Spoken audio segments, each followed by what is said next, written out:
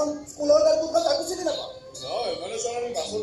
স্কুললৈ যোৱা নাছিলোতো সদায় কেতিয়ালৈ গৈছিলো ইমান কমে আহিলে যে কেলে আপুনি দেখোন পোৱাতে ফোন কৰি ক'লে ফাইলটো লৈ আহ লগে লগে মই দৌৰি আহি গ'লো এইটো তোক মই 4 দিন আগতে দিব কৈছো চবে আৰু এটা কথা ছাৰ এছপি ছাৰ এই চেম্বাৰত এখন মিটিং দিছে আপোনাক যেনে তেনেকৈ থাকিবলৈ কৈছে হয় মিটিং কালি হৈ গ'ল আৰু তোৰ বাহিৰে বাকী চবেই মিটিং কৰা যায় কৰিছে এতিয়াহে মনত পৰিছে আচ্ছা এটা কথা কৈছে এই পুলিচত চাকৰি চব কথা এনেকৈ পাহৰি থাকো কাৰণটো জানিছিলো ছাৰ এইয়া পাহৰি থাকিলো নহয়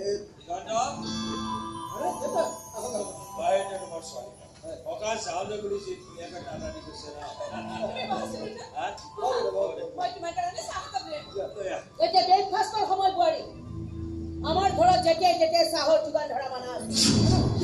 ইমান দূৰৰ পৰা তোৰ ভাত ৰেডি আছে তাড়াতাড়ি খাই অফিচলৈ যাবই আলহী আহিব আৰু যাব ৰাতে ৰাতে টাইম ৱেষ্ট কৰিব নালাগে যা ব্ৰেকফাষ্ট পিছে ময়ো কৰি অহা নাই কিবা এটা মুখত দিব পৰা হ'লে ভাল আছিল আমাৰ ঘৰত ব্ৰেকফাষ্ট 2জন বা 3জনৰ কাৰণে বনোৱা হয় 10জনৰ কাৰণে নহয় আমাৰ ঘৰত আকৌ 10জনৰ কাৰণে বনোৱা হয় এজনৰ খিনি মই খাওঁ আৰু বাকী 9জনৰ খিনি তাই মাৰি দিয়ে খাবলৈ নোপোৱাবোৰৰ ভোকটো অলপ বেছি আৰু খাবলৈ পোৱাসকলৰ ভোকটো লাগেই নাহে অৰ্ডিনাৰী মানুহবোৰ কিয় যে পুৱাতে আহি ওলাইহি নহয় মোৰ চুৰ একেবাৰে গৰম কৰি মই অহাৰ কাৰণে চাগে আপোনাৰ খং উঠিছে টলিক চাবলৈ আহিছে মা পলমটো আহিলে মই দেখাই নাপায় আবেলি আহিলে ঘূৰি যাবলৈ বাছ নাপায় বাছত অহা যোৱা কৰা মানুহবোৰৰ কাৰণে আমাৰ ঘৰত বৰ বিশেষ আসন নাই পোৱা মোৰ হাজবেণ্ডে তেনেকুৱা মানুহক চকীতে বহিবলৈ দিয়া নাছিল তাতে আকৌ আমাৰ ঘৰত অতিথি আপ্যায়নৰ এটা নিৰ্দিষ্ট সময় আছে যেতিয়াই তেতিয়াই আহি ওলোৱা আলহী অতিথি আপ্যায়ন বাদে তেওঁ ঘৰতে সোমাবলৈ দিয়া নাছিল মোৰ হাজবেণ্ডে তেনেকুৱা মানুহক গেটৰ মুখৰ পৰাই বিদায় দিছিল তোমাৰ দেউতাৰক অন্তত বহিবলৈ চোফাখন দিছিল যিমানখিনি কথা আপুনি ক'লে মোক ইয়াত বহিবলৈ দিয়াতকৈ বাহিৰৰ পৰা বিদায় দিলে মই বেছি আনন্দিত হ'ব মোৰ কথা কেইটাই যদি আপোনাক বিন্ধিছে আই এম সৰি মোৰ ঘৰত যে নীতি নিয়ম চলি আহিছে মই তাকেহে কৈছো যিখন ঘৰত অতিথিক একাপ চাহ জচা নহয় এষাৰ ভাল মাত দিয়া নহয় সেইখন ঘৰ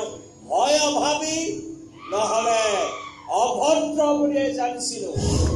কিন্তু আপোনালোকৰ দৰে ইমান উচ্চ অভিজাত ফেমিলিটো যে এনেকুৱা নীতি নিয়ম চলে সেয়া মই জনাই নাছিলো আমি অভাৱীও নহয় আৰু অভদ্ৰও নহয় আচলতে আপোনালোকনো কি গপতে ফুলি থকা গংগাটো কাষত উৰি ফুৰা মাটিত নামিব নজনা বিশেষ প্ৰজাতিৰ চৰাই চিৰিকটি সেই কথা চাগে আপোনালোকে নিজেও নাজানে আপোনাৰ ল'ৰাৰ কাৰণে ছোৱালী বিচাৰি আপুনি গৈছিল মোৰ ঘৰলৈ মই অহা নাছিলো আপুনি বাৰে বাৰে ফোন কৰিব খুজিছে হয় নহয় সেই সময়ত আপুনি পুত্ৰৰ ভৱিষ্যতক লৈ চিন্তিত এগৰাকী অসহায় মাতৃৰ ভূমিকা পালন কৰিছিল আৰু আজি চকুৰ অহংকাৰৰ চামনি পৰি দিক মেলি নেদেখা এগৰাকী মাতৃৰ ভূমিকা পালন কৰিছে দুইগৰাকী মাতৃৰ মাজত আকাশ পাতালৰ পাৰ্থক্য তথাপি আপুনি মোৰ ছোৱালী শাহুৱা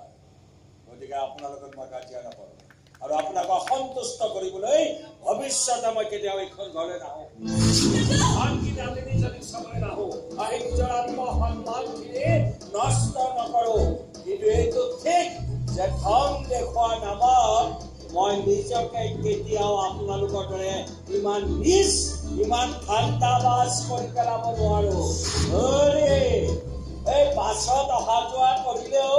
আমি ইমান দুৰ্বল নহয় আহো দিয়ক